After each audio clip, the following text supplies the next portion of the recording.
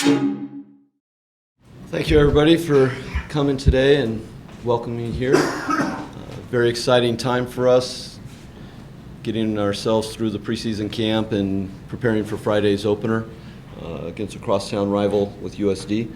So, it's been a really good start for our season in regard to how the boys came in. A very driven team with a lot of veterans in the mix and a very talented recruiting class that's pushing those veterans right now. The fitness levels were phenomenal as we got started on the season, and their processes to get to where we want to be for Friday have been excellent. So truly appreciate everybody here and take any questions.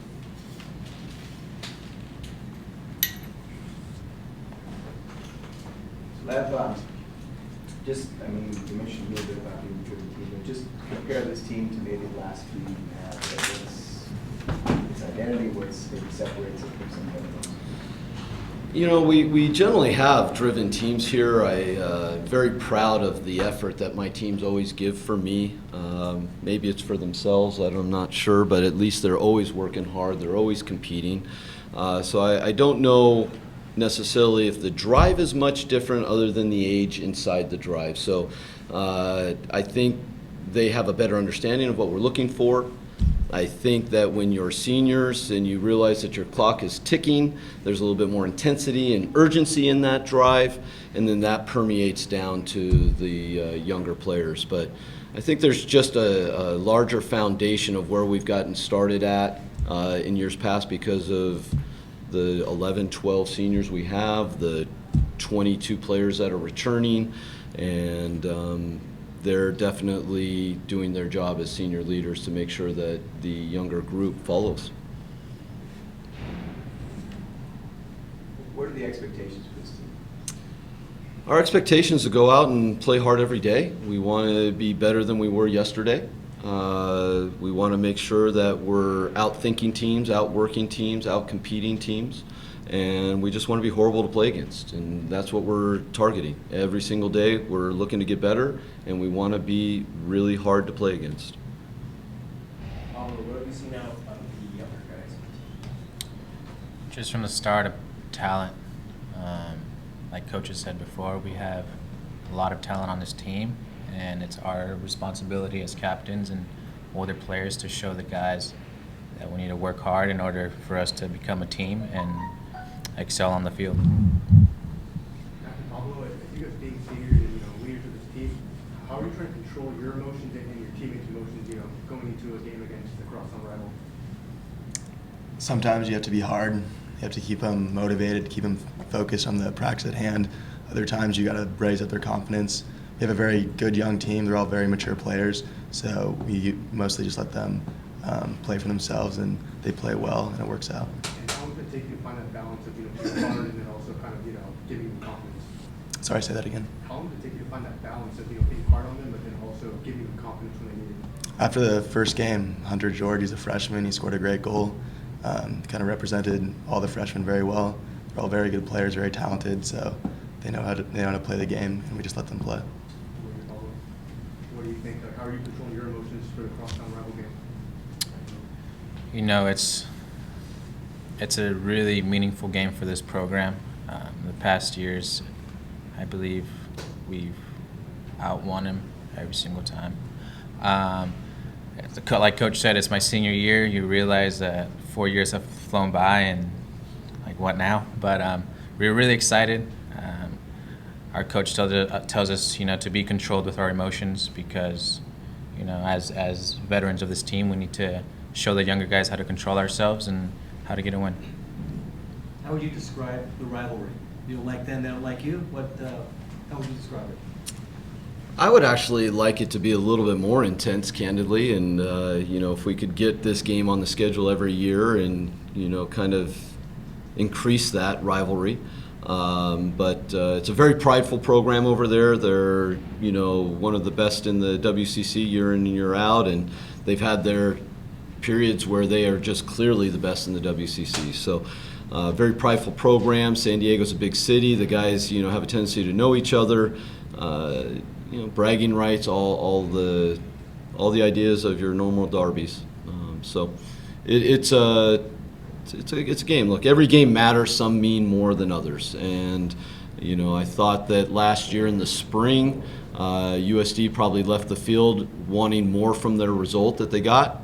I thought that they were probably better on the day, and I think they're going to come and be very, very motivated against our guys. And when they sit and don't get that result in the spring, I don't think they have a short memory on that.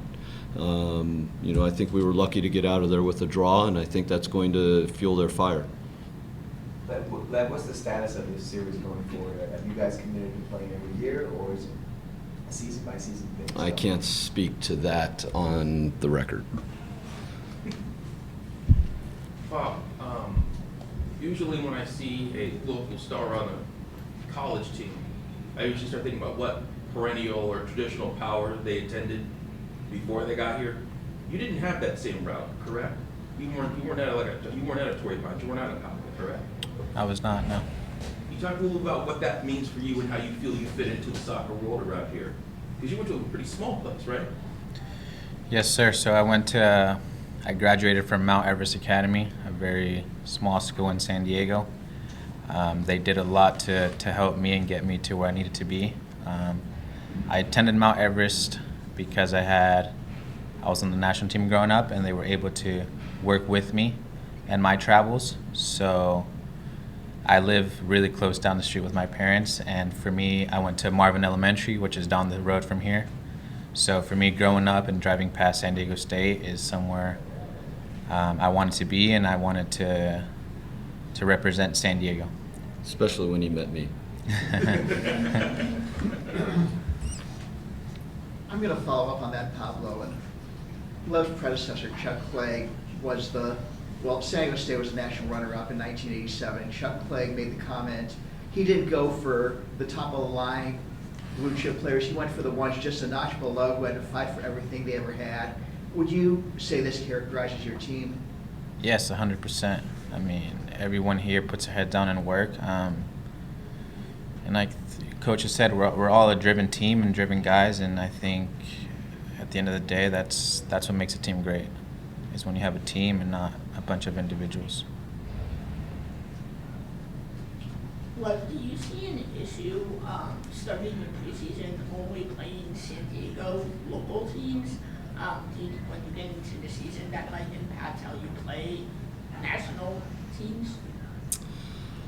No, I mean, we did the travel up to Irvine to give us that kind of day trip. Our pregame meal took about 2 hours and got us a little sluggish. So we got that experience out of our belt, out of our way, so to speak. UCSD is a perennial D2 going Division I. So we'll have them on the schedule each year as it stands right now.